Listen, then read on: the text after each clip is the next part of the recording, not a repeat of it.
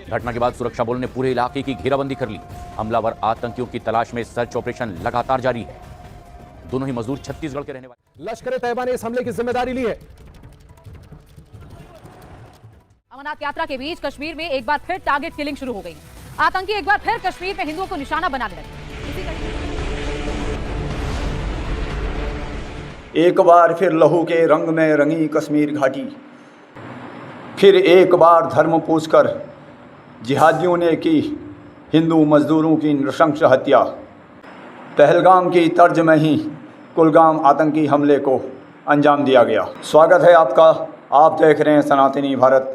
जय सनातन, जय भारत। साथियों, जैसा कि मैंने पिछली वीडियोज़ में कहा था, ये दिल्ली आंदोलन में कुछ बाहरी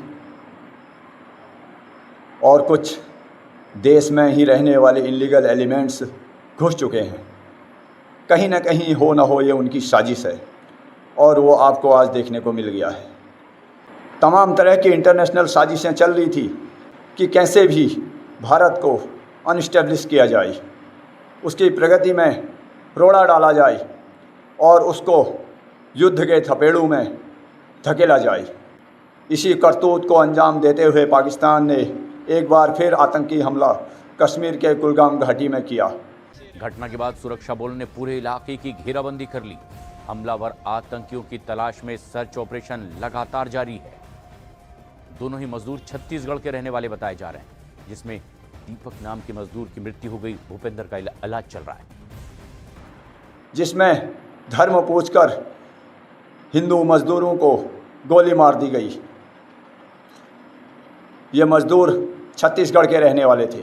पाकिस्तानी आतंकी संगठन लश्कर तैयबा ने एक बार फिर निर्लज्जता की, कायरता की सारी हदें तब पार कर दी जब कश्मीर के कुलगाम घाटी में पहलगाम की तर्ज पर ही निर्दोष हिंदू मजदूरों की नाम पूछकर नृशंस हत्या कर दी गई। छुप गए सुरक्षा बल उन्हें ढूंढने की कोशिश कर रहा है, क्या जानकारी?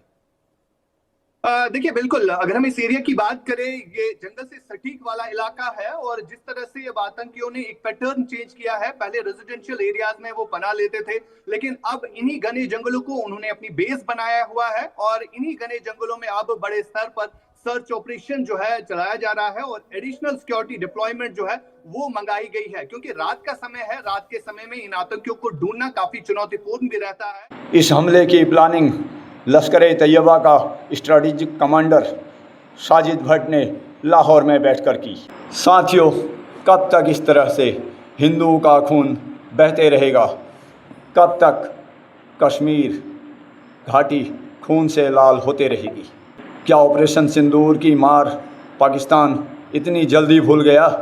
मैंने पहले भी कहा था, जो पीओके में बहुत दिन से बवाल चल रहा है, उसमें कहीं ना कहीं ध्यान डाइवर्ट करने के लिए वो दिल्ली में इस तरह की गतिविधि को अंजाम दे सकता है, परंतु सरकार की सूझबूझ के कारण वो वहाँ पर तो कामयाब नहीं हो सका।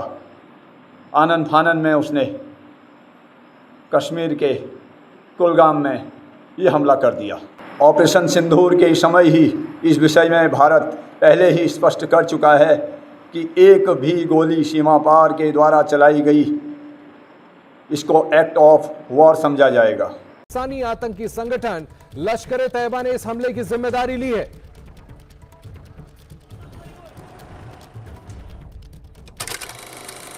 पाकिस्तानी फील्ड मार्शल आसिफ मुनीर शायद ये सोच रहा होगा कि मैं कश्मीर में या भारत में किसी जगह पे एक छोटे मोटे ऑपरेशन को करके भारत के साथ एक कोई छोटी सी स्ट्राइक में एंगेज हो जाऊंगा और जिससे पीओके से, इंटरनेशनल लेवल से तथा पाकिस्तानी आवाम का ध्यान डाइवर्ट हो जाएगा।